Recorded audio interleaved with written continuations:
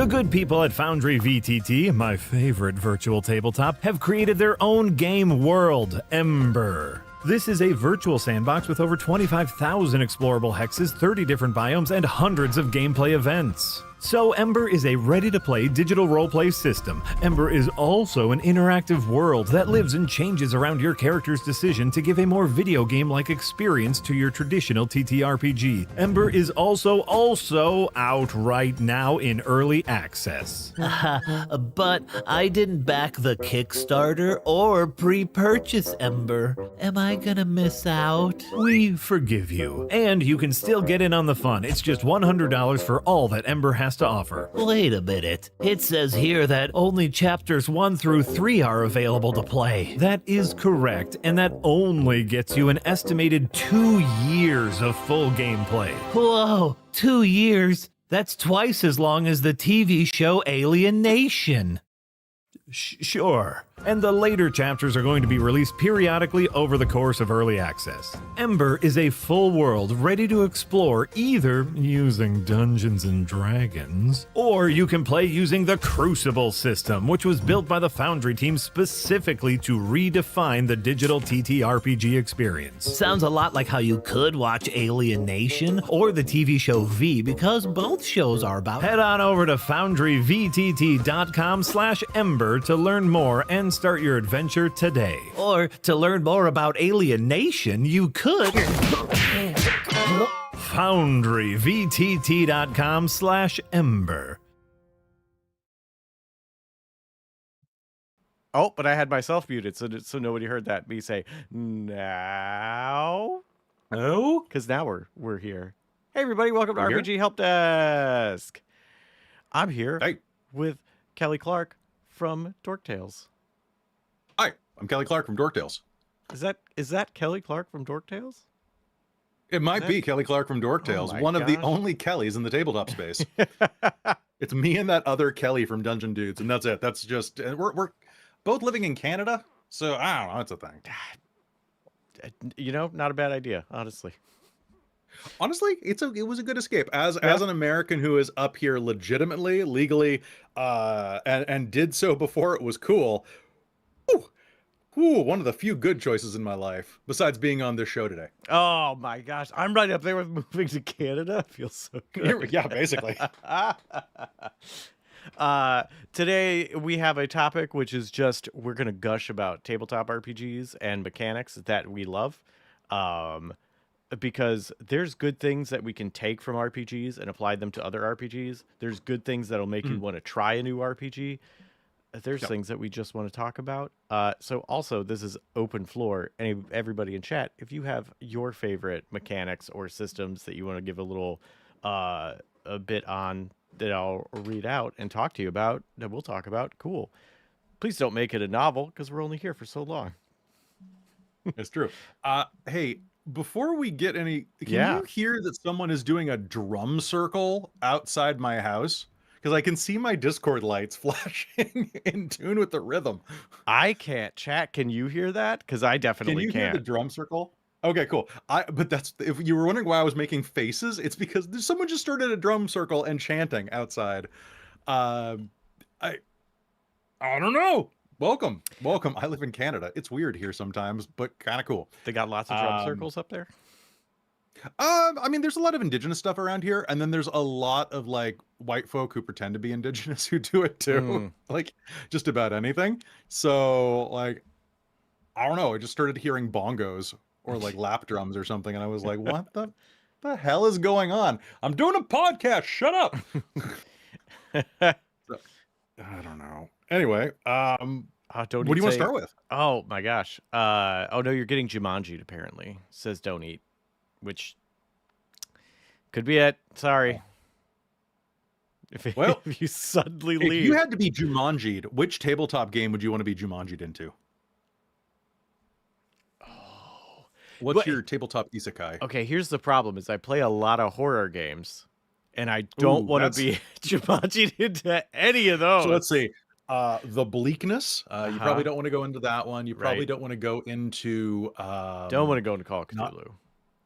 You don't want to go into. You definitely don't want to go into Call of Cthulhu Yeah. for multiple reasons. Mhm. You probably don't want to go into any of the World of Darkness games. Well, that depends. Maybe Mage. What Maybe am Mage. I in a World of Darkness game? Because like if I'm there as just a regular ass human, yeah, fucked. Mhm. If I'm there, maybe regular human but hunter. Which hunter maybe. though? Because there's like the real hunters, and then there's the 5th edition hunters, which are just the supernatural cast with worse haircuts. Oh, Like, which one do you get there? I don't. I heard the weirdest rumor Yeah.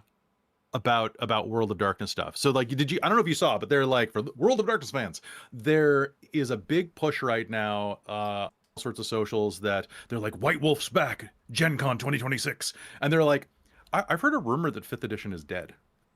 Oh, the 5V or whatever. Yeah, it's like Vampire 5th edition, Hunter 5th edition, Werewolf 5th edition, that they're just gonna like throw it in the wood chipper and Just do a 6th edition. just start and anew. Help. Yeah, nobody like notices? revised. I'd be kind of okay with that. I haven't don't know. played any of those editions, so I don't have an opinion. Which and I like World of Darkness, so like that's actually World of Darkness is great. yeah. Oh, We what- bonded over World of Darkness. We did. I did. want to say like one of the things I think that World of Darkness does really well, and as a system I highly recommend like looking at how it does it, is especially how it mixes lore and mechanics, as like Yes. where a lot of stuff will be like, hey, you can cast Fireball and it does this mechanically, and lore wise you cast Fireball, good job. Where World of Darkness is like, ooh, you want to do this specific thing? Oh, you have to be this clan, and the reason you as a vampire can do that is because of this problem that you have, and it's actually from that, and it's the and like just how it all is like very specialized in an interesting and fun way, and that you It's so flavorful. yes, It's so good. flavorful. It's so flavorful. And I mean, that's one of the things, because like I started my role-playing journey playing Mage the Ascension. Like that was the first Chronicle I ever played, was a Mage the Ascension Chronicle, Yes. and that has tainted my entire life. You know, pretty much like we're pretty much the Dork Tales is the main channel that produces Mage content, as far as I understand, like on the internet. So it basically became my life. But then I go and run D&D, and I'm like, but why? Why does the spell? Because I get people in Right. the chat who are like, the spell doesn't work that way. You can't summon a wall of fire like on a wall. It has to be on a horizontal surface, not a vertical surface. And I'm like, but a horizontal surface and a vertical surface are the same thing. Just tilt your head. Yeah. Just Right? change perspective. That's a sphere, Just change perspective. right? From a certain point of view, it's, you know, a floor is just a wall that, or a wall is just a floor that you are not Spider-Man enough for. Yeah. It's just harder to Oh. walk on. Hey, I see Awkward GM in the chat. Hey, how's it going? Which great name. Love it. The other thing about World of Darkness, yeah, Mage. Mage Yes. has one of the coolest magic systems of like dividing can it do anything. all. Yeah, it was it 9 different disciplines? The nine spheres of reality. Yeah. So you have the 9 things. Everything will fit in either into one of those or a mix of like 2 of those. And like how you get a level of 1 through 5, and how far down the level you are is how much more you can do with it. And like it is so elegant, it's super interesting. It doesn't work on like, Yeah. well, you can only cast it so many times per day. Or like you only have access to this list of spells. Yeah, they give you so much rope to hang yourself with, or so much gasoline to light yourself on fire with. Like you can just keep going, man. Just go. It eventually you're going to regret casting this much magic, but until then, have fun. Right. That is a fun profanity, I think it's called, of magic. Paradox. Yeah, the paradox of like Yeah. having you can do, because it gives you that risk reward of like, well, how much do you want to push it? And that's generally something that a lot of magic systems don't do. And I think they do. They it don't. so They give you well. like spell slots, or I've never really played with spell points, but like growing up on like fantasy media, like that always seemed like a pretty good solution for magic. That like reverse hit points, right? Like you have to spend some essence and maybe you have to regenerate it. I've never used it, but I've always thought that could be fun. Or maybe I have used it and I just didn't know I was using it at the time. Spell slots always just seem so weird, though. Yeah, they feel like a Yeah. means to an end. Like we need this to have a limit, and like everybody's familiar with this, so like let's go with it. Yeah. Like, and I feel so weird when I am, because I run a ton of D&D on my channel because people like to watch D&D. But I always feel so weird when I like try to have some like, because in Mage you can basically have like any type of like big bad evil guy with this, you know, horrible plot. Oh, I've devised a ritual that does that, turns every chicken into a duck, and that's going to, it does something weird, right? Deletes all ketchup from the universe. But in D&D, you're pretty much limited to the spells that are there. So like there aren't many big surprises. And if you do bigger surprises, like, yes, I've devised a ritual that will allow me to do this thing that doesn't exist in the spell, it feels like you're cheating. Like, not in a fun way. It feels like you're just Right. kind of like, this my guy is really cool. You know, my super cool NPC has figured out a 10th level spell. Mwah. But I don't know. That's just, I get cranky about magic. I'm a cranky old magic man. What games are you playing these days? I am playing. Okay, on the subject of things worth gushing about, I'm currently playing a superhero campaign using the Cipher system, which, for those who are not familiar, is Numenera. Was the main game off it, but then there's the Cipher system itself, which has a whole bunch of other games. I ran Old Gods on my channel. Okay, cool. But I'm still a little iffy on it. Tell me more about it, because the chat might not know, and I always can use a refresher. Yeah, there's two, aside from the core rulebook of Cipher System, there's also a superhero one called Claim the Skies, which has, specifically really? that goes into like superhero stuff. And there's another one that we use stuff from called, what's it called? First Responders or something. And it's an RPG in the Cipher System about being first responders, like firefighters, ambulance drivers, and that. And like actual first responders. Yes, like legitimate, you drive ambulances, you fight fires, you do stuff like that. And like that's the main enemy and goal. Which one do you prefer? I use both. That's the fun of the Cipher system, is all of those things. So my what is it, like type, focus, and something else, I forget the names. My type is responder. And so I get a lot of like stuff that helps with like positive social interactions, encouraging people, like doing stuff to be like, oh, you're in a bad situation, but I can help you and you can help yourself. Like, here's how we can get out of this.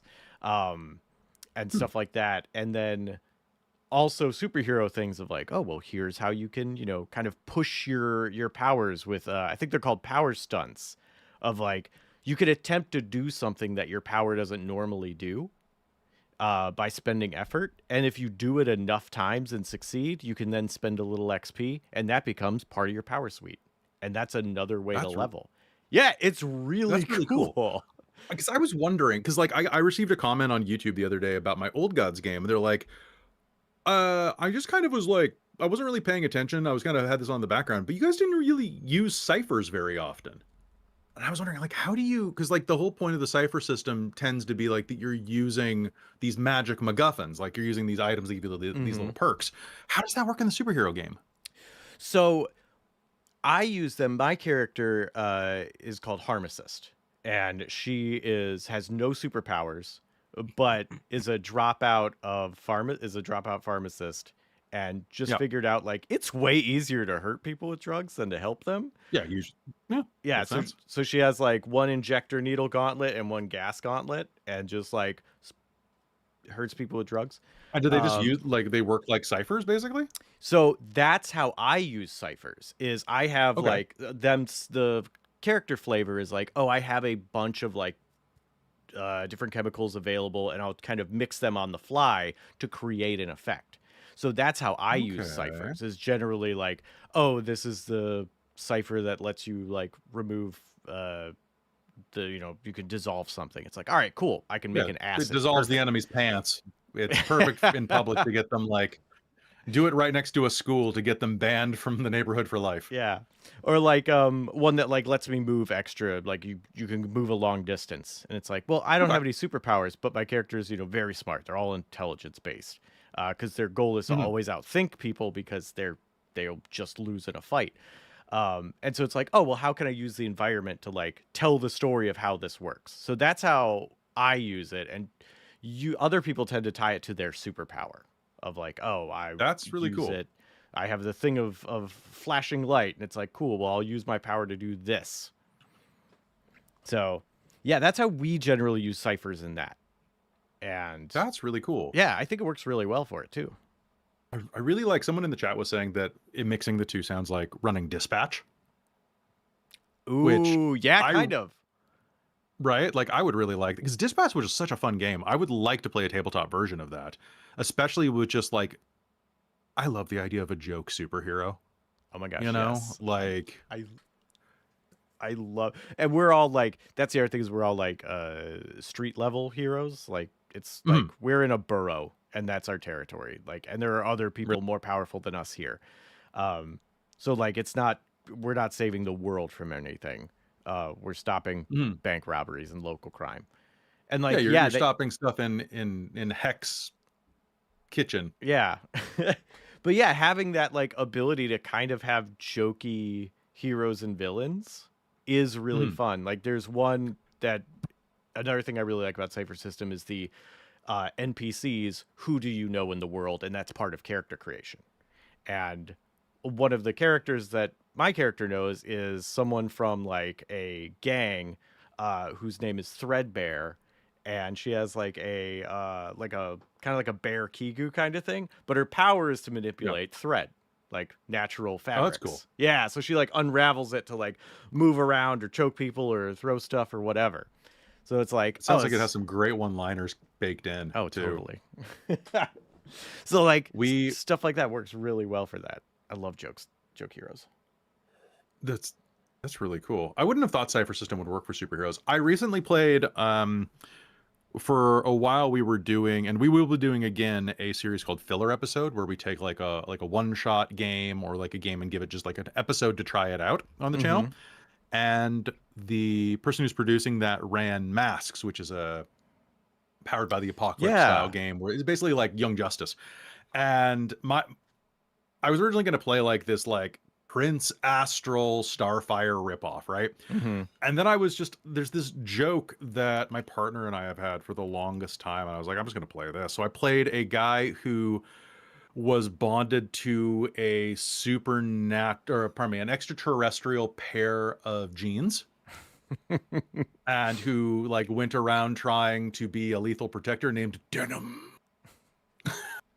It was like, I so love dumb. it. I photoshopped it. It's on my computer somewhere. I'll have to send it to you later. But it's like he's got like, he looked like Oogie Boogie, like with like the zipper mouth and like, Oh, that's great. oh, it's terrifying. And I just got to do a bad Venom impression the entire episode. Oh, so good. That's so good. I love that. I thought it was you were gonna lean. I don't know if you've seen My Hero Academia. I thought you were gonna lean more Best Jeanist. A little bit. But Best Jeanist. I love like a Venom. But that's Denim. Oh, there's Stu. Stu's in the chat right now. Stu was in that game. Oh, nice. And so, God, Denim was an idiot. I loved him. He's so good. I love playing himbos. I love playing idiots. Oh my Is there gosh. anything more relaxing than playing an idiot? No, I love it. I got to play the old Marvel superhero game, and I was playing Captain America because that was one of the. It was like a game where it's like, here are the heroes you can pick from for this adventure, and you just had to pick one. And I was like, oh, sure, Captain America. I don't really know him, but like I'll just play him like a very just total himbo, and it was so much fun. Yeah, himbos are So much fun. amazing to play. It's so. Oh, being able to put your brain on a shelf for 4 hours is just my favorite thing. Just oh, don't need this. So just flirting with the homies and playing stupid. One of my favorites. Totally. So, speaking of Powered by the Apocalypse, there is a game you mentioned, the Dispatch game. There is a game that I ran on my channel that it was only an ash can, so it was only like a tester game, but it was called The Ward. And it's a game where you're playing doctors in like ER, house, etc. Oh my gosh. And and you have these moves that are like interfering with each other and trying to one up each other, and then there are like charts to see who's sleeping with who, and you get bonuses if you sleep with another character, you get like bonuses with them, but they also can like they can betray you to get bonuses on their rolls later. And it's so Oh. dumb. It's so fun. I'm so sad it never went to a full game, but I bought the hell out of that. Oh my gosh. It's so much fun. We ran that and just like we all like bought scrubs at Walmart and we're just like that I want to play that game. It's so fun. Speaky's mentioning the pit. Yeah, as a pit fan, I definitely want to play that game. I have not started the pit yet. It's and really good. It will give you some real inspiration for that game. Ooh. It's also just a truly fantastic show. Like really good characters. The cinematography is amazing. The way they like move around the set and like specifically build in like continuity of like we're talking to these, here's a scene in this wing of the or this room of the hospital, and then when we go to the next scene, like the camera's facing that, so it's in the background, but a nurse is walking by, and then we start following that nurse. So there's like a real. Is it like real time? It's meant to feel that way, but definitely not. But like it gives it a level of tangibility, and like because that's really cool. Every episode is 1 hour of time in the hospital. I was wondering. I heard that it was kind of like 24. Yeah. In that. Well, God, remember 24? That was 24 years ago. So something else I want to show you. Yeah. Is this game? So like Free League sent me this to play a while ago, and I really want to play it because it's called Frontier Scum. So it is a game about helter-skelter gunfights in gutter-mucked streets and dying 2d6 days later. That sounds amazing. I don't know what this game is about aside from that. Yeah. No, also, the guy who wrote it's named Carl Druid. Wow. Which, like, if you're going to have I don't know legally, but that's what he's claiming.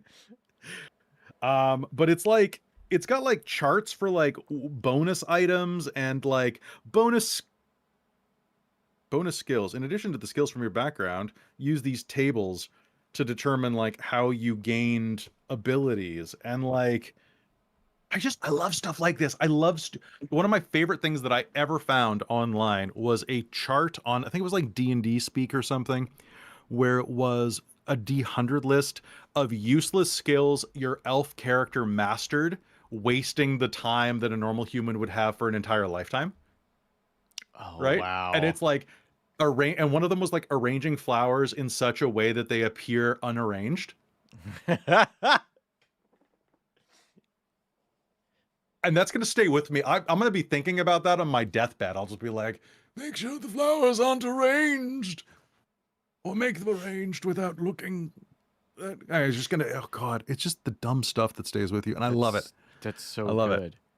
That's like the art of editing. It's like, if you notice it, it means you did it wrong. So it's like, kinda, yeah. actually. So now that you must arrange the flowers so they look like they're not arranged. And then you did it right. Dang. You did it right. Ding. Point for you. That's kind of beautiful, though. It is kind of beautiful. I'm sure that there were a bunch of other really. I'm pretty sure it's still online. Actually, I'm gonna look it up. We can see what our skills are. Oh, we can definitely roll for useless skills. We can roll for that. From a comment earlier on. Oh, you found it? I did, but what's the comment? Oh, well, it's gonna take us down a different track. So let's do this first. Okay. All right, everybody. 100 fascinatingly specific, supremely elegant, and utterly useless skills high elves have acquired during their 100 years of adolescence. It's a D100 chart. You got to share that link. If you can't put if you can't put it in the chat, put it in Discord, and I'll share it with the chat. I'll just send. Yeah, cool. I'll make sure that it's the correct link and not a link to my OnlyFans. I mean, why not both? What about both? Okay, cool. Wait, you're here to also tell people about your stuff. Why not? What happened to the tab? I clicked it and it vanished. Hold on. Maybe that was one of the skills. The ability to... Yeah, one of the skills, losing... Yeah, losing tabs. Losing tabs. Picture of Viggo Mortensen. Always a good tab to have open. Oh, always a good tab. Whatever, I'll just open it again. Elf skill. All right. So did you roll? Oh, let me. My dice are behind a chair. Hang on. Somebody chat roll for me. I don't have. Yeah, I'm just gonna use. I'm gonna let Google roll for me. 10, 56 for myself. So what I learned was the ability to discern from a glance what a tea made from a particular tea leaf would, or pardon me, not tea leaf, a particular leaf would taste like. Your particular specialty are leaves that would make a particularly foul-tasting tea, which among elves is a highly prized skill. You don't understand why your non-elven companions don't appreciate you pointing out all the leaves they shouldn't brew into tea. I love that. This is this is the height of dumb, and I really respect it. I'm gonna pop that in the chat. That's so good. There we go. Well, there was a lot of talking about Viggo Mortensen before the stream, just in case you guys were wondering about that one. Yeah. As there should be. As there should be, because honestly, he's magical.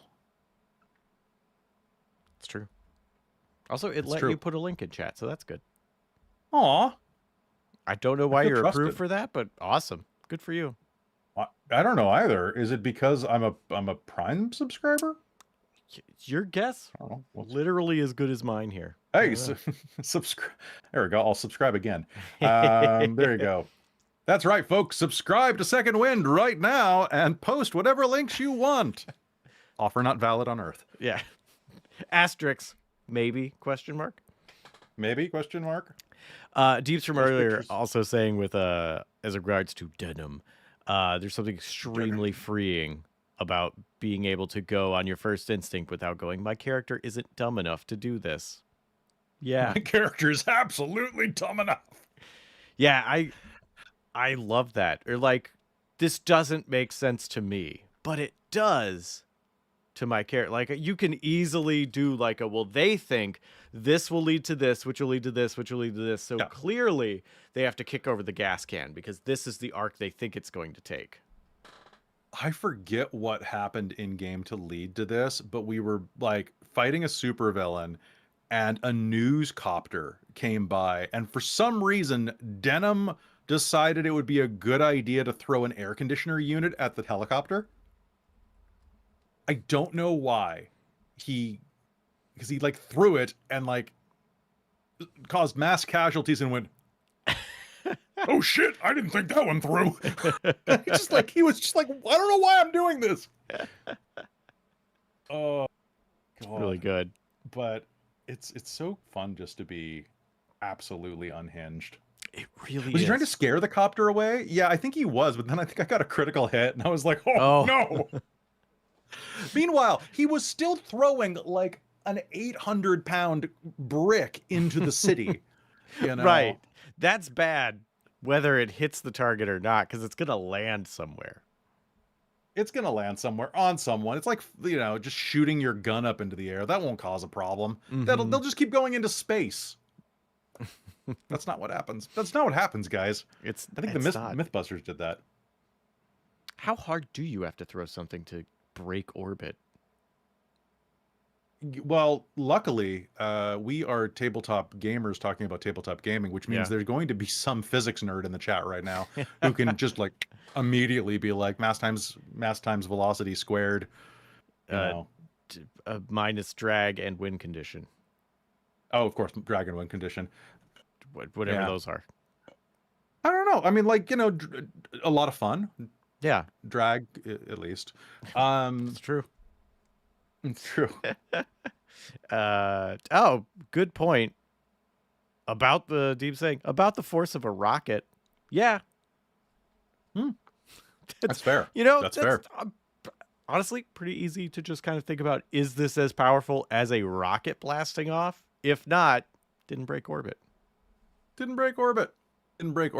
And then you also have to think of like the shape of it, I guess, the drag and wind resistance and stuff. That's true. The like air conditioner not as aerodynamic. Yeah.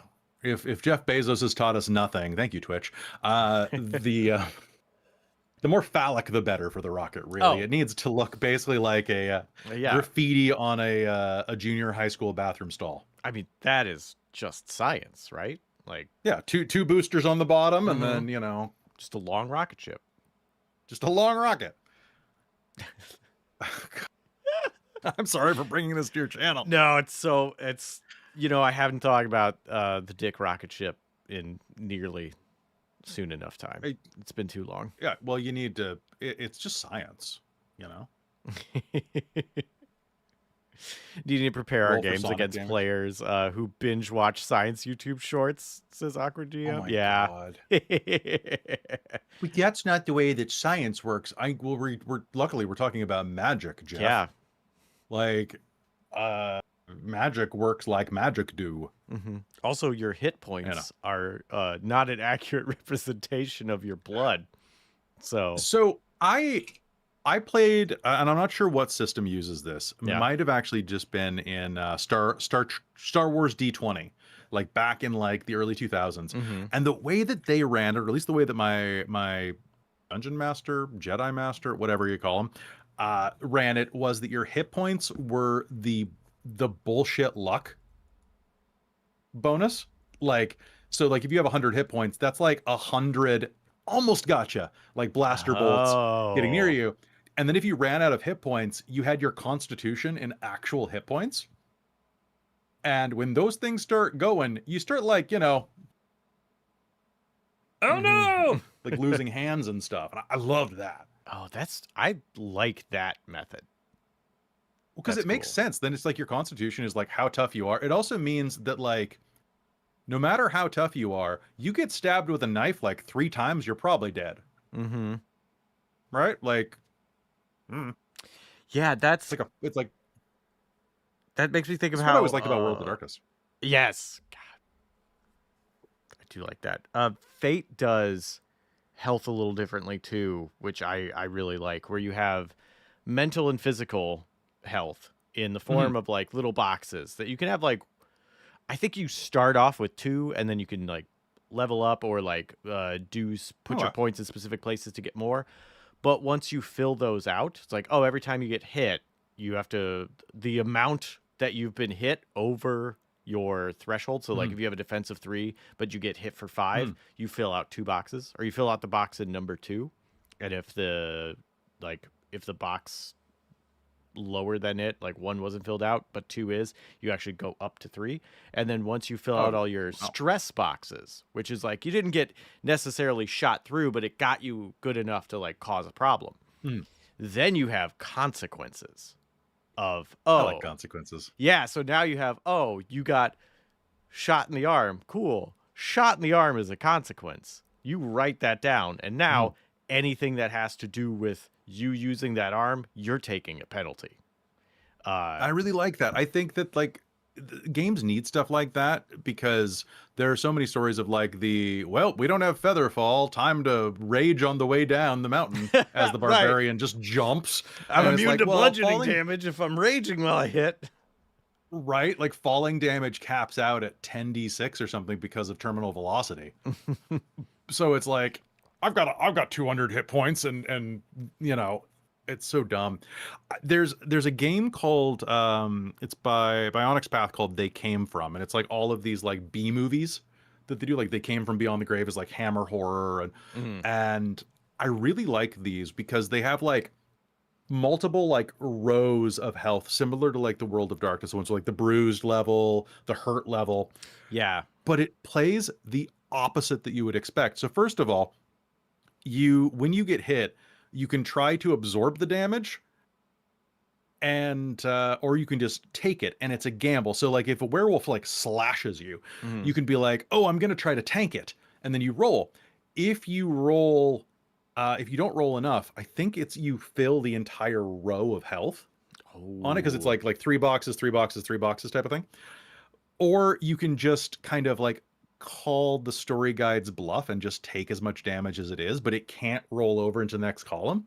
It's kind of cool. Oh, okay. So there's a little bit of a gamble mechanic, but my favorite thing about it is the more you hurt, the more bonuses you get, because you're leading toward your dramatic death, which is part of the fun. And when you die, you gain narrative control of how you die. Nice. Like it's a B movie. And I adore that kind of thing. Like where you just get to ham it up. You get like a dying monologue, and you get like like the camera gets like all like Vaselined up and like to make you shine, not for any other reason. Yeah. But to get in it close. I always loved you. Oh, that's so I love that good. kind of stuff. It's real fun. Honestly, it's out of all of the Onyx Path games that have used like the story guide system, that one works so much better. It's so fun. Like I love it. Next time that we are doing a charity stream, I'm gonna drag you over and Good. we'll either play They Came from Beyond the Grave or They Came from Camp Murder Lake, which is the 80s slasher edition. Yeah. That I'm on board. Sign me up. I'm there. It's so good. Already on the calendar. What else? Yes, good. What else do you like? What else you? Meredith D brought up a thing earlier Ooh. that I absolutely agree with. Meredith D said, "Are we going to talk about the Blades in the Dark clock mechanic?" And like, oh, that was right at the beginning. I remember them saying that. I might mention that literally every RPG help desk. That's such a good mechanic. It's so good. Describe clocks to me to make sure that I'm getting it right, because I have played games with clocks and I know I've done it wrong. Okay. There's probably because there's multiple ways you can do it. But essentially you are saying, oh, you are going to do a heist or whatever. It doesn't have to be, but it's like with this case, we're doing a heist. You have a clock with 6 slices on the pie on it. Okay. And every time you fail at something, we're going to fill in one of those. And then once that's full, you're busted. So you have like a set number of things. If you take too long, I didn't see it where it was holding up. There we go. Yes. So I've got a pie. Yeah, so like like if you take too long, that can cross one of the things off of the pie. Like, or you could have like multiple things of like one is time of like, oh, you have, 6 places you can visit, and each one we're going to cross it off. Like there's little things like that. And then basically it's a system of being able to visualize something happening. And instead of being pass fail of like, oh, you tried to stealth, you got caught, everybody's on high alert, a way to have that. Or like if you fail extra bad, it's like, cool, fill in 2 slices of that pie because of how poorly you did it. Okay. So it's like, it would be like a countdown to being on red alert. And you can have things within those clocks, like those slices, as you get closer, where it's like, oh, you're now doing stealth at disadvantage. You are now like, oh, people are now cautious. Like things That's like cool. that, where you can add those I to 'em. absolutely did it wrong. Oh, okay. I absolutely did it wrong. I'm curious how you did it, because there might not be a wrong God. way so much as, you just do it. I was running the Sprawl like 5 years ago, like the cyberpunk version of Blades in the Dark, and I just think that I'm gonna give some grace to the system and say that I'm the one that messed up and didn't read it right. Yeah. But I really want to play some more Blades in the Dark. I've only played it maybe twice, and That's 2 more times. I'm also in the process of like reading Mistborn right now by Brandon Sanderson, and I'm like, I just want to heist some stuff. I want to heist some stuff in a game. My FBI agent. I want to heist some things in a game. Legally in a game, of course. Legally in a game, I'm not stealing the Declaration of Independence. And Kastora saying about raging while falling, saying, although I'd say rage counts as a mental sort of shield, you are in a mental trance to enhance your physical abilities.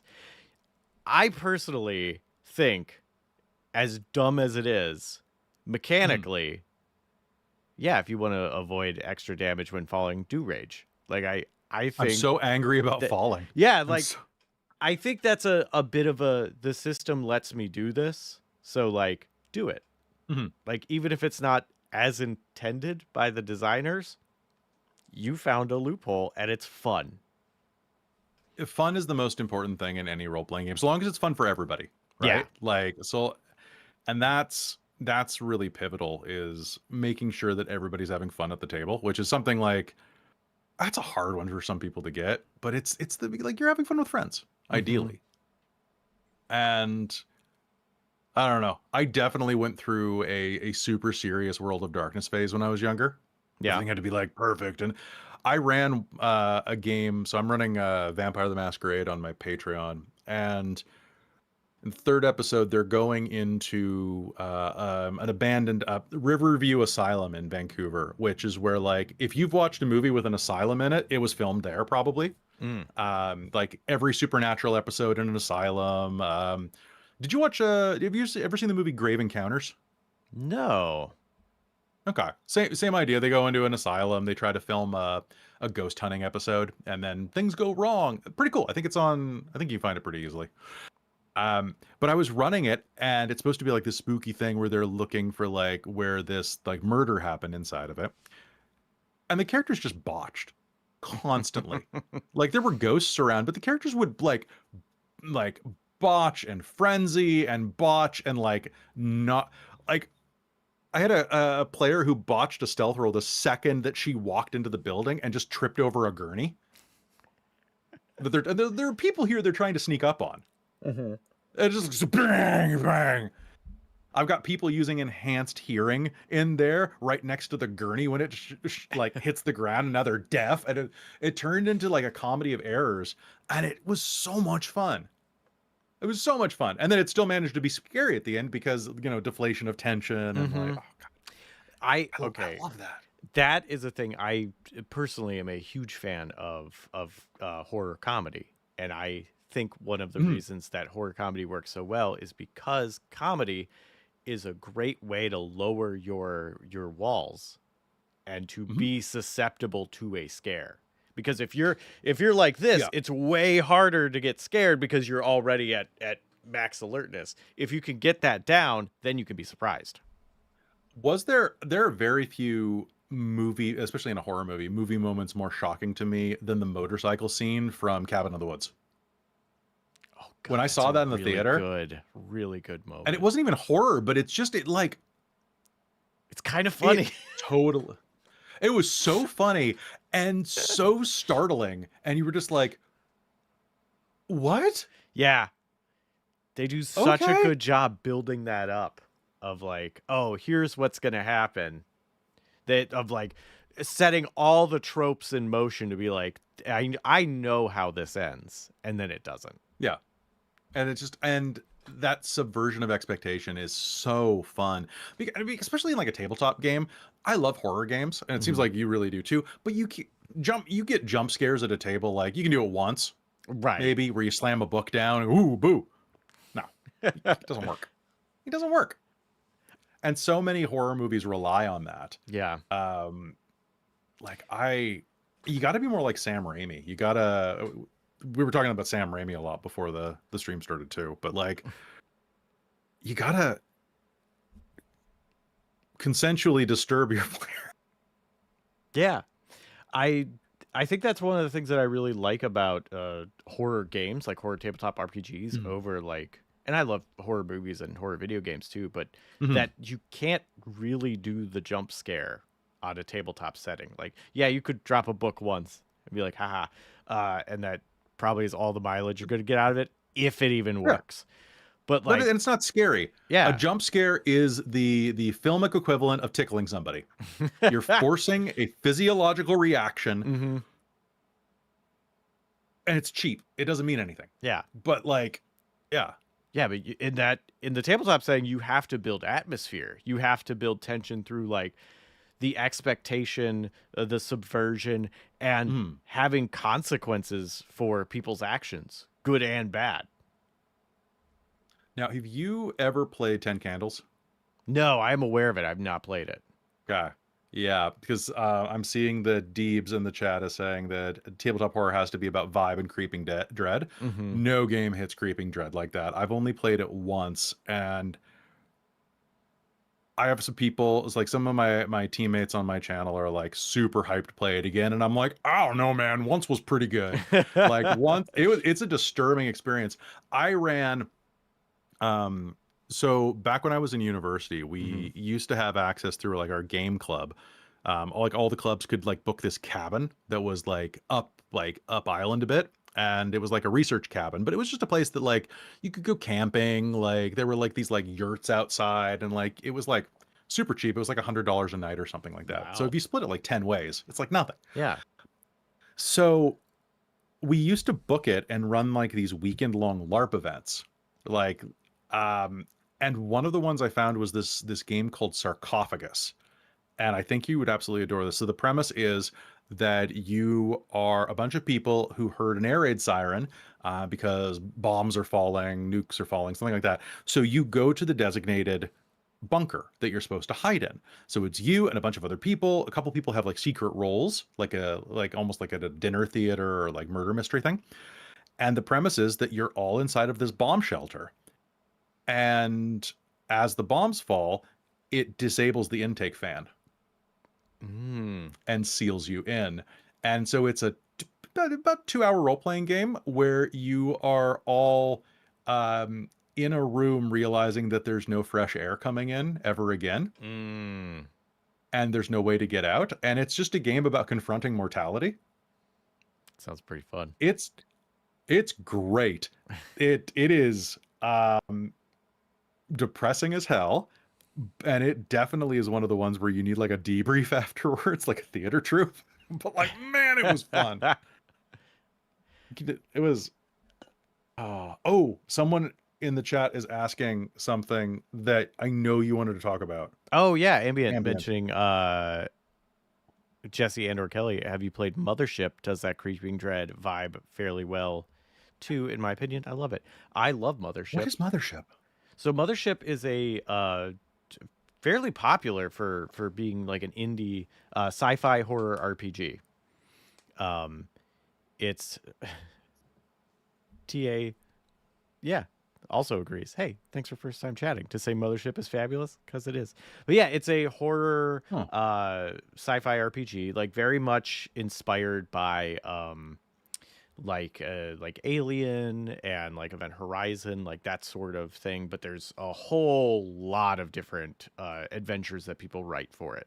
The one I've mentioned all the time in here is that I played was you were in a underwater research lab, but but you're arriving and it's a time loop, and you have a literal 10-minute timer on the table to do the loop over and over and find out how to get out That's really or cool. die. But yeah, like, and I've played ones where it was very much like, oh, we are in a space station and we have to gather these 5 subjects that are there to find out the 5 subjects were being experimented on and killed everybody who was holding them there. And you're kind of there to bring them somewhere else. And you have to decide of like, do we let them stay here? Do we try and like take them back? Do we like set them free? Can you even talk to them? How hostile or non-hostile are they? Each one is trying to do their own thing and has their own problems. There's one that's like stuck in a between realities kind of phase situation. So you can't directly talk to her, and like how you communicate and how you even move that person, like, are things that you have to deal with. So like a lot of fun, high concept stuff in a honestly fairly light system comparatively. But Is it actually, because I'm looking at, I checked them out, like they have some cool games. Yeah, there's a You lot guys of really make good it. stuff. I would say for the horror dread stuff, part of what makes it work is because you can suffer and die in a lot of different ways. Like, you have your health, you have your stress, you have your resolve, you have your body, you have your fear, you have your sanity. All of those are affected in different ways. All of those could affect you in different ways. And it kind of sounds like a lot, but everything is well condensed as kind of its own thing, to where it's not a very heavy system. But you really still good. have all these elements you can play with and like really screw with your players on, or get screwed I'm gonna with. check that out. I highly recommend Mothership. It's really good. That's really cool. So I'm trying to think of the horror games I've been playing recently, but yeah. Sorry, go ahead. Oh, I was gonna say, for the Creeping Dread, I mean, a big part of that too is just the atmosphere and the vibe at the table. If people are trying to, be Space Marines, then like it's gonna be less scary because people are just like, I'll shoot my way out until they die, and then they're like, oh, I guess I died. Oh well. So like, Yeah. and in a lot of RPGs, that's just kind of how it is. Like you got to have the attitude going into it to match the vibe that you want out of it. 100%. Because if you go in with the wrong headspace, it can be absolutely disastrous. I'm going to be at GameCon Canada, and we're doing it's like next month. You should come up. It's just in Edmonton. That's a quick flight for you, right? Oh Like yeah, absolutely. 8 hours. Mhm. 8 hour, it's Sure. fine. But I'm doing a panel on Session Zeros, which when I started role playing weren't a thing, but like now they're crucial, especially if you're having Yeah. any type of like non D&D. I mean, even D&D, but like Oh yeah. any type of genre. Like, because if somebody goes in and is like, I once had a player who I was going to run a Werewolf the Forsaken game, and I had a guy who was obsessed with playing a werewolf comedian, like a stand-up comedian. And I was like, this is a great concept, so long as there's some depth to it. And he was like, no, I just want to be a werewolf who tells jokes. And I'm like, okay. Okay. This was going to be a family drama, but okay. Sure. I was hoping that it would be like that Jim Carrey TV show, right? Where it's like, instead of having like mental health issues, he just is a werewolf. I mean, same thing, really. But like, you need that conversation at the beginning. And I think it's really cool that we have that these days, because I definitely played a lot of bad games in the early 2000s. Oh yeah. Before Right? that was standard of like, hey, we should all do a session zero. Like I realize now like how much I lucked out on getting good groups and like that we vibed and Nice. worked together. And like all the ones that didn't work, it was like, oh wait, it's very obvious why this didn't work now. And a lot of them probably could have worked if we had all been on the same page at the beginning. It's right. It's almost like a game that relies entirely on communication should have some communication ground rules. It's almost like that. Too bad it's not. That would make it too easy. That would be awful. That would be awful. Oh my gosh. Who didn't have bad games in the early 2000s? People who didn't play games. Yeah. Basically, I have some nightmare situations. And what's really bad is when you look back and you're like, oh no, I was the problem there. Good. You know, and sometimes, yeah, because you go into it like just going into a game of like, I want to role play, and you're in a group that wants to do combat and min-max, and like neither of those are necessarily bad, but like you become the problem. Because exactly, right? Because everybody else wants to play it like a video game, and that's fine. Yeah. Like, I know. The Truman Show with werewolves. Not that Jim Carrey one, the other Jim Carrey one. The Grinch, obviously. The werewolf that stole I'm gonna write that down. That's gonna be a one shot I gotta write. Oh, for this Christmas. Yeah. The werewolf that stole. There'll be another one page. I have a 1 or 2 page that we just completed a backer kit, and one of the goals was that I finally have to finish a game that I ran on. I ran this game like years ago, but I never published the rules for it that I wrote. Oh. And it's a game called Oops, All Plague Doctors, where you're a group of plague doctors that is traveling from town to town trying to, I want to say stop the plague, but that's not necessarily the win condition. It's mostly just being a doctor and it's very Monty Python-esque. And like, it's great. You can, if anybody wants it, you can find it on the Dork Tales channel. We're all wearing plague doctor masks the entire time, and That's somehow amazing. we're able to be understood. It's a little muffled, but pretty good. Yeah. It's a wild game. Oops, all Matt Berries, also good. The chat is insisting that I remind people that next weekend is Onyx PathCon, and that I will be playing Curseborn at Plastic Age Plays on Twitch. And Corbin, you're running that, right? So yeah, Awkward GM Corbin is running that. So come watch. I'll be playing a demon. Cursebane, you said? Curseborn. It's like, what is that? So Curseborn it's Onyx Path's new game where, so like Onyx Path kind of inherited the mantle of like all of like the World of Darkness stuff when the World of Darkness folded before it came back, like in like 2018, 2019. And so it's kind of like, what if we took all of the World of Darkness games and kind of like Play-Doh smashed them together into that weird like fruit log Yeah. that you get when you do that. My favorite way to So do World of Darkness. Got it. right. So it's a game where everybody can play, like you can play what is essentially like a shapeshifter alongside of somebody who like I want to say vampire, but they're more or less just like consumers of different things. Like it always can be blood, but sometimes like they eat hearts or emotions or like spirit energy. Energy vampire. And yeah, basically, right. You get Colin Robinson there. It's pretty good. And there's like all these different types, like, and you can even play corpses. So you can play dead people who that's like fun. inhabit bodies and like, right. It's great. I'm excited for them. It's basically urban fantasy version of that, where everything's based around like cursed energies. It's got a little dash of Jujutsu Kaisen in it for that, and it's cool. I probably shouldn't plug it too much because I did write for their newest book, so Oh well, you in should that buy case, it when we'll have to edit that whole section out. How dare you? edit it out. I'm Oh, yeah, is that a they- link to your YouTube and your Twitch and your website below you? Let me delete those Oh, really yeah, quick. fair. There's no advertising here. Well, I don't know. I have mine says Adventure is Nigh right below me. Like I have people it on does. here because they do cool stuff in the tabletop space. They're This is true. everybody who is here, I certainly hope. If not, I'm confused why you're here, but hi. Everybody here Hi, how's it going? enjoys tabletop stuff and is, So I'm here. is open to hearing about other tabletop stuff, and maybe they'll be like, "Oh, that does sound cool. I'll check out that tabletop thing." When are you running some games that have like people from other streams on?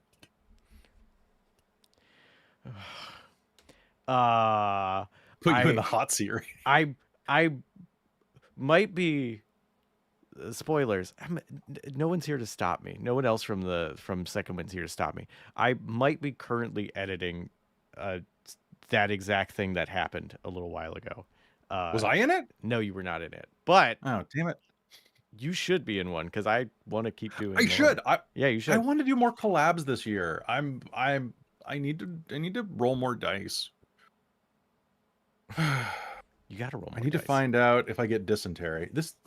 I love this stupid stuff. It's really good. And I'm did you not, ever play? Oh, go ahead. Oh, I'm No, not go ahead. saying Mine's- not to play my hand too fully on what I might be working on, but maybe it is specifically a thing for DMs of the internet to be able to play as players together. What? Yeah. What? Wouldn't that be a weird sort of situation? that Forever just DMs seems get to like- play. That sounds like it would be a very frustrating theater troupe / support group. The Forever DM support group. It's just like a bunch of like chairs in someone's mom's basement and like, hi, I've been a forever DM for 20 years. Oh, Hi, Kelly. hi. I like being a DM. I think more than being Oh, a yeah. player, GM, whatever. I don't know. It's more liberating, I think. But sometimes you just want to play. Sometimes you just want to be, something stupid. I like the balance. I do tend to DM more, and like that's fine because I love running games. And like you're saying, like there is a level of liberation to it, and there is like I've got an idea, and I want to see it happen, and also I want to wrangle cats, and like that's what a DM does.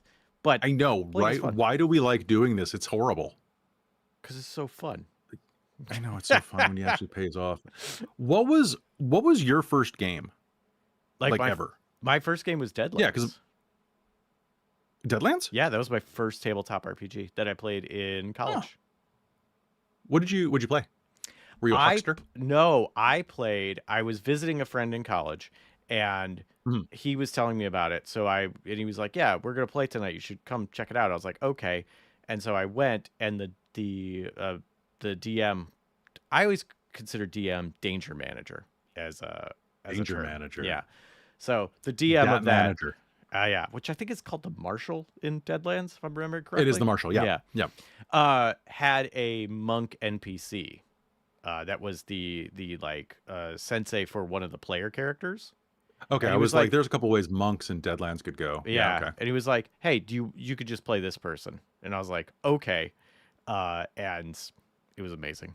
and like I'm sure I fucked up the rules so hard, and he just 100%. really let me roll with it.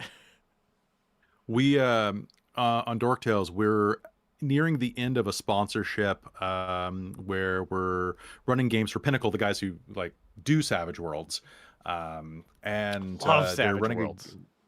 and their Kickstarter for East Texas University is up right now, which Oh. is the weirdest name for a tabletop game that tells you nothing about what the game is about. Is it a magic school in So- Texas? No, it's basically like College Buffy edition. Like it's an urban Oh. horror, like you're at a college where everything is like there are cults everywhere and aliens and like all it's a horror game. We're running this one, we're playing this one if Stu is still in the chat there, Stu Phoenix is running Chickens in the Mist, which is like we go try to break up a cockfighting ring, and then turns out that the chickens are a lot more than we might have bargained for, and Ooh. it seems like kind of like a slasher movie, but chickens are the ones killing you. That's right? amazing. Yeah, we're gonna die horribly. But yeah, so that Kickstarter is going right now, and it's like I actually am really excited because like my friend Stu is obsessed with this game, and I ran Deadlands. I ran it for like 10 episodes, and like it was okay. I didn't really get the rules. Now I get them. I think I'm one of those people where I have to play it, and then I'm like, oh, that's how it works in practice, Yeah. and then I'll never read the book again. Mm-hmm. Yep. You know, that kind of, well, we run with house rules for 20 years. Vampire the Masquerade. Yeah. As much as I love that system, wow, house rules are certainly a thing for it. Oh, especially like what do tens do? Yeah. What and are What do they do? is a 1 an auto fail for everything, or does it just remove a 10? Because there's some rules that Oh, will say man. like if you roll a single 1, the whole thing is failed. And it's like, well, that's Yeah. no. That's a don't like bit that. that's a bit much. Yeah. So like the core rule is if you roll any successes, one's cancel successes, but if you roll any successes at all, you can't botch. You just fail. And then the way that we used to run it was no, you count them up. So that's how you get like quintuple botches. And it's just like the botch gets worse. I had somebody who yeah. like I think my ex-girlfriend had like a -5 roll once, like 5 ones on a revolver check, and like lost her hand. Like the revolver just exploded. I'm sorry. Like your Toreador is gonna have to regrow that thing. You know, she's having a bad day. And but like, yeah, there's so many ways. The one that always gets me is so like if your 10s reroll, but it rerolls into a 1, does it kill the 10 that birthed it? Because I don't like that. I always say that you just ignore it at that point. You know, because I mean, it's still a 1, so I feel like it should take away a success. But then, No, but but you're that's- always gambling with like, if you have too many dice, your chances of rolling a 1 just exponentially increase. it's true, right? I actually don't remember what the hard rule on that is, but I always just wave it. Just I pretend wanna play like more you Blades in the didn't Dark. roll that one. Like, Just look the other way. It's Be a like, yeah, 2. it's fine. It's a 2. Yeah, counts as a 2. Everybody gets 1. yeah.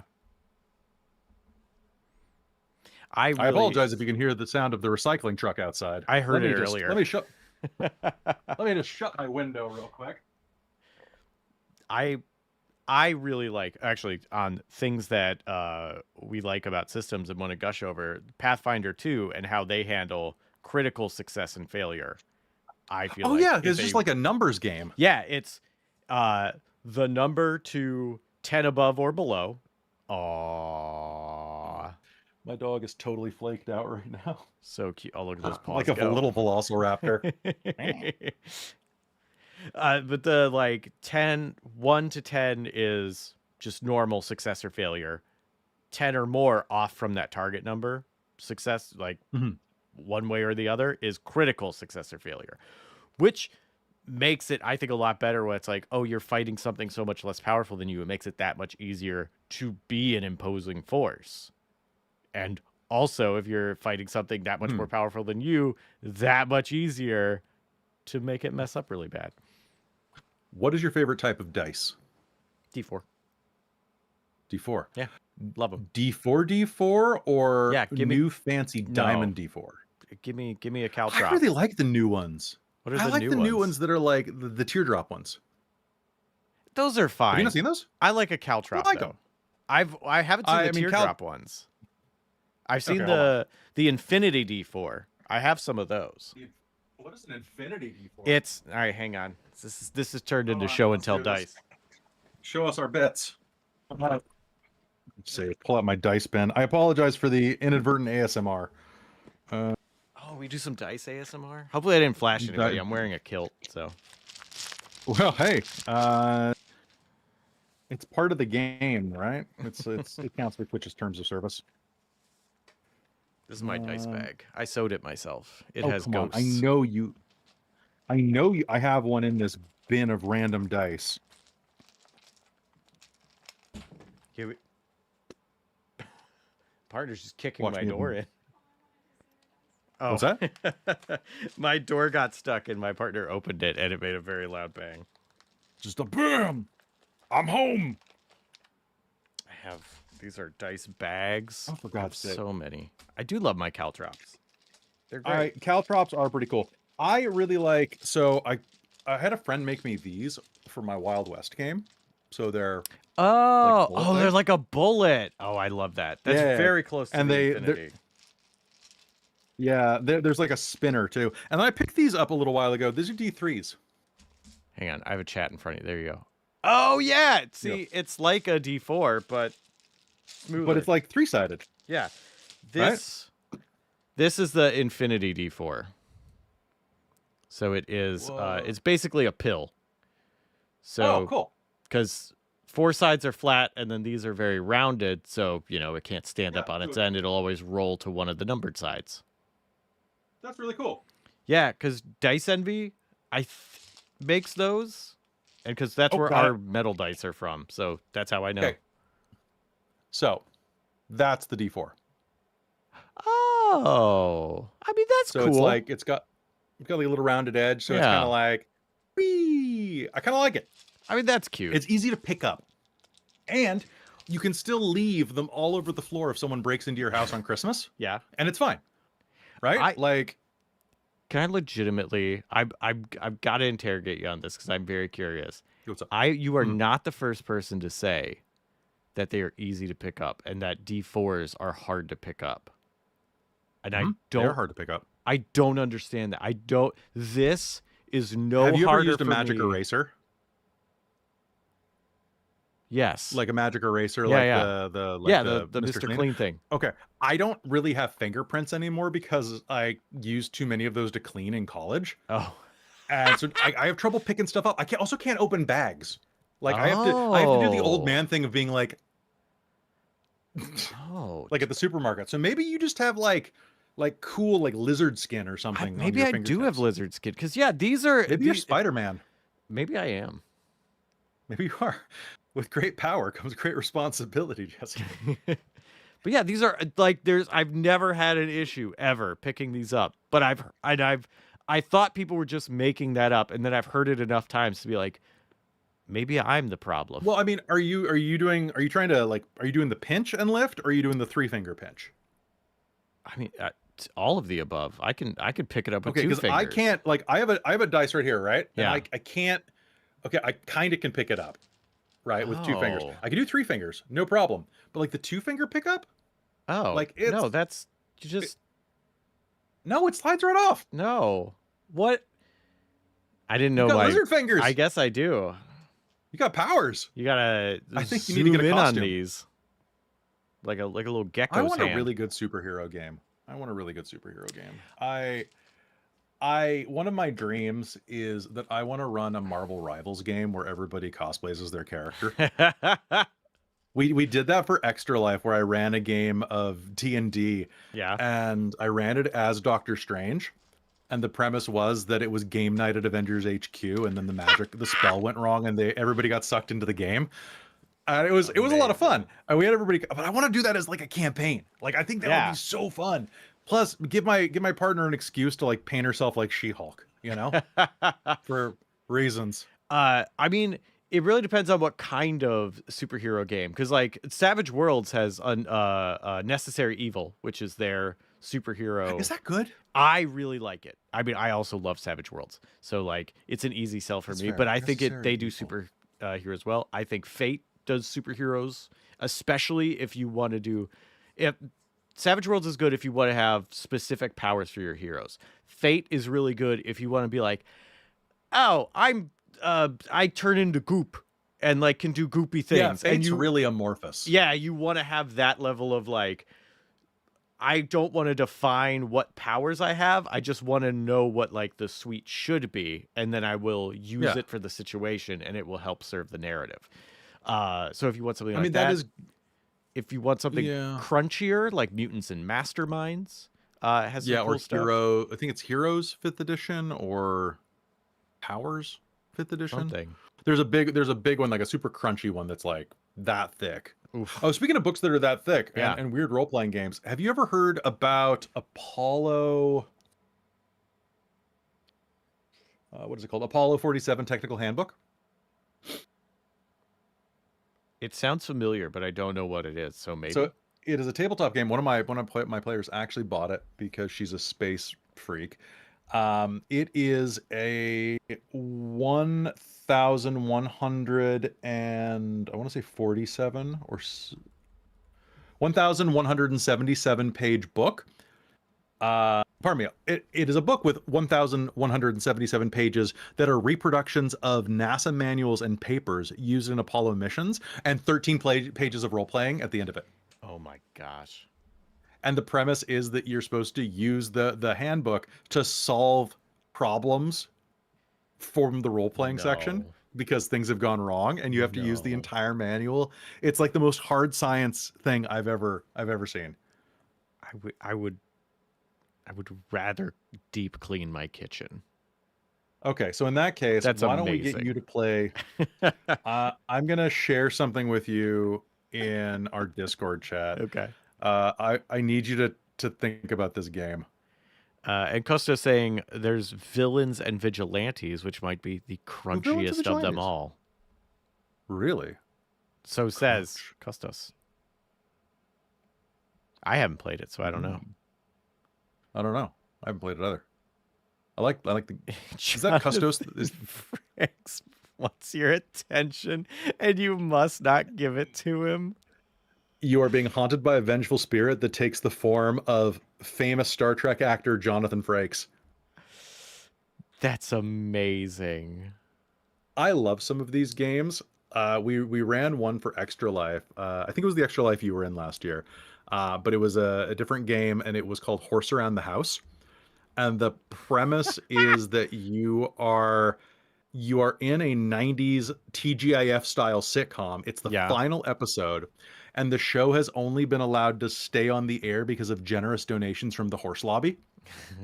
So there's always a horse there, and it's the same horse, and that horse has been on set so long that it's become deranged. It's a horror game where you cannot acknowledge the horse because the horse might not actually be a horse. It might be an eldritch being. You don't know, but it's just the weirdest freaking game ever. I love it. I have to Horse Around the House. It's called Horse Around the House. Yeah, it's on Itch. Itch is just such a I love Itch. It's a cornucopia of dumb shit. So good. I've done but it's a horror game. Bundles on Itch. I may own it if they've been in it. You may actually. It probably came with like the trans rights bundle that was like 5,000 games. That thing was great when that came out too. Two of mine on there. Oh really? Yeah. What you got? The one-page lore fantasy folk. Which is all about like what makes fantasy species like interesting and different, like orc, mushroom person, elf, all that. Specifically like on a biological level, like what makes them interesting and like how they differ from each other, and purposefully removing the racism bits that plague fantasy creature design. Let's take some racism out. Yeah, so that was the build of that. And then Oh, that's really cool. That means I own some of your books then. Oh, well, congratulations. And if for some reason it happened, tell me. I'll just send them to you for free. And then Grinderbin's Mobile Market of Ridiculous Magic Items is also in there. Oh, that's dope. I love random magic items. Yeah, me too. Is there anything more fun than just creating punny names for magic items? No, because I did a book with a lot of them in it. I can tell you. How many were in that book? I think it's 100 and something. And the shtick is that they're all extremely low powered, like they're below essentially what a +1 would be.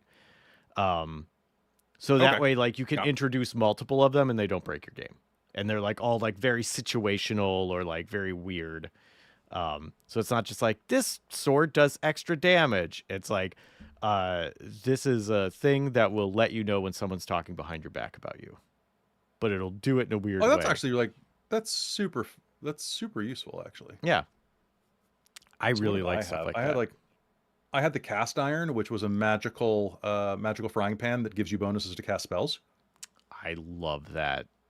Cast iron. Then there was the piece of cake, which was a cake that gives you advantage on rolls if you eat it right before you make the roll. Nice. Always good. There was the hold on. I have like an entire list of just the dumbest stuff. The bee's knees, magical knee pads that either summon bees or let you dance well. Would love it. The very movable rod. Is you click extra a button, lightweight? you throw it. It's extra lightweight, and if you click a button, it doesn't stop. Like inertia does that function on it. The axe of questioning, which allows you to axe a question once you kill somebody with the axe. Oh, it's really good. Some of these are so dumb. Like I love stuff like this. Yeah. It's so much fun. Yeah, just to come up with like weird stuff like that. Oh, the sunglasses. Sorry, go ahead. Oh, no, I want to hear the sunglasses first. The sunglasses, they allow you to shoot like sunbeams out of your eyes. That's delightful. They're great for fighting vampires. That's like a weapon I want to use that, like, there's never stats for it, so you have to use it in a game where it's way more vibe space, but the night vision goggles, where it's just a pair of goggles on your head, but you've put knives in them and you just headbutt things. Oh, that's pretty great. Just, like, put them on and just like run into stuff. Oh, the safety blanket, which is if you hang it, enemies can't pass through it. That's delightful. My favorite one that I actually made into an item that I think is in one of the books I wrote is the rum runners. It's they're shoes. They give you extra movement speed when you're drunk. Oh, that's great. So you're just drunk and zipping around everywhere. Oh, knife vision goggles sounds pretty dope. That sounds like it would be perfect for a game of goblins. Yeah. I really want to play Goblins by Rowan Deckard and Rook, or Rowan, Rook, and Deckard. And I also want to play All Sean Beans. I think is one they made. Do you just play different Sean Beans from different things? Yep, and you try to be the one that lives the longest. I love concepts like that, because a game I wanted to, like, just like a one-page game I wanted to write and run, which was Tim Curry's in a Hurry, and everybody has to play a different Tim Curry, who are part of a multi-dimensional courier service, and you are trying to get a package. Oh, that's pretty somewhere. great. I ran a game called Dice Hard, which was Die Hard. It was a charity game like it's that. So good. But in the end, they went and confronted Alan Rickman, and it turned out that Alan Rickman was how did it end up going? It was like the last game of a charity stream, so I was just out of my mind. But it was like they had to enter the Rickman verse after that and meet all of the Alan Rickmans. And it was like the Council of Rickmans. And it was just very, very Rickman and Morty. Rickman? I love that.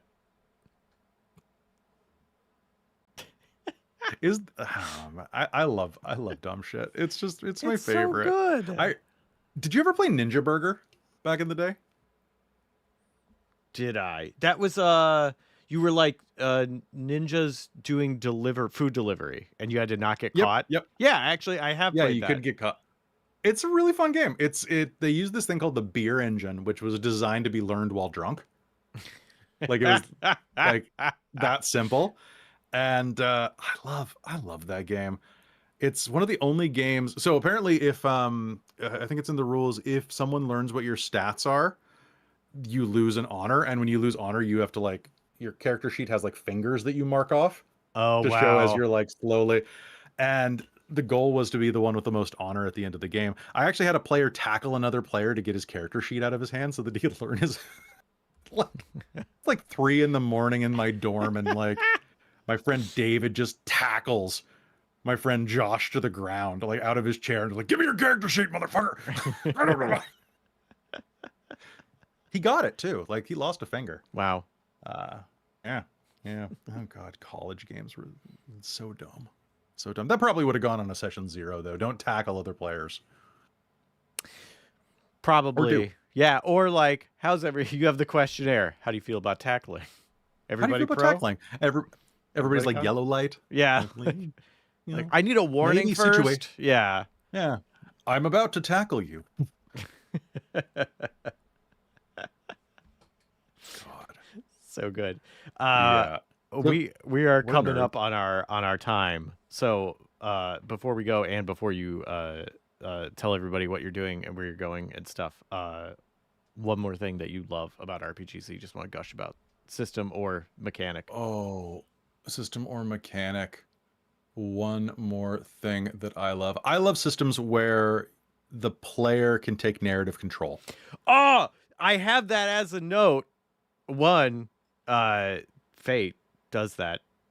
Where Do they? Yeah, you have fate points, and you can like give the fate point to the DM to be like, "Hey, I want this to happen," and Nice. they can accept it, and the DM can do the same thing to you, where like you can succeed at a roll, but they go, "Ooh, But I'm gonna complicate this," and you can have a fate point. So it's like a currency that you can give back and forth.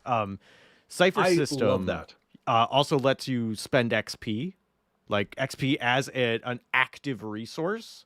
So you can either do rerolls, or you can introduce things for the scene. So like one of the things in our game is like, oh, you can introduce a character that comes in to help you as like a certain I amount of XP. absolutely love those type of mechanics, and I love it when because in Cypher you pay people with XP, and then they can pay XP to block your introductions and things like that. If you're like, and an earthquake hits, and they're like, hell, it does. Take 5 XP.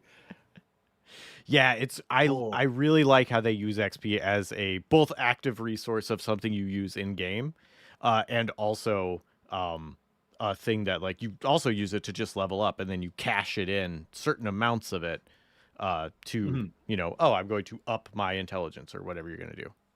Yeah, totally. No, anything that allows it to be more of a communal storytelling experience, way more fun for me. Yeah. Oh yeah, Taco This mentioning Benny's in Savage Worlds. Yes, Benny's really great use of that. Ooh, Passions de las Passions, the telenovela role-playing game. Yes. Also good. Yeah, with the Oh. flashback. Someone mentioned that earlier, which I didn't even get to that comment. TA, sorry, mentioning the flashback in Blades of the Dark as well as a very good mechanic.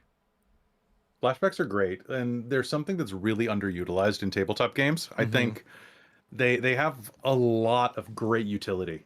Yeah, Plus, they're just fun. super fun because there's things Super where fun. like your character would probably do X thing if they knew, but like you as a player didn't know that was coming up, and that's very easy to be but like, you're- oh, well they would know this, so like they did this as mechanically something they can do.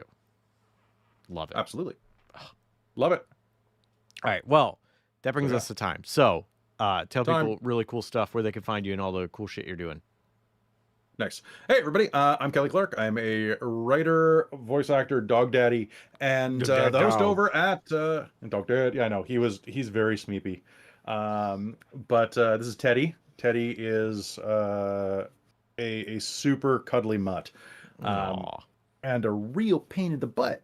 But you can see more of Teddy over on Dork Tales, which is my full-time gig over there, running games, playing games, and just having a good old time. I think the next game that I'm going to be in is actually over on our Patreon, where my partner is running a module called An Unexpected Wedding Invitation, which is a Dungeons and Dragons Jane Austen mashup, where I'm playing an orc named Tuscamus Orkington, Lord Orkington, and it is a lot of fun. But the next one you'll be able to see for free over on our Twitch is that would be on counting.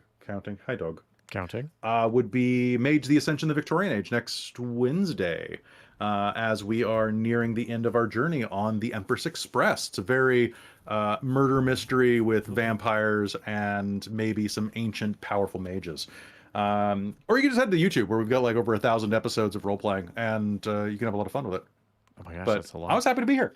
Have me on again. Oh my gosh, it was so good to have you here. That's right. We have East Texas University on Monday. Never mind. I lied. Come over at 10 a.m. for East Texas University, where I get killed by a chicken. See, that sounds Thanks, amazing. All right, thank you so much for coming. And thank you everybody for watching, and hopefully see you around these parts and around Dork Tales. Bye. Bye.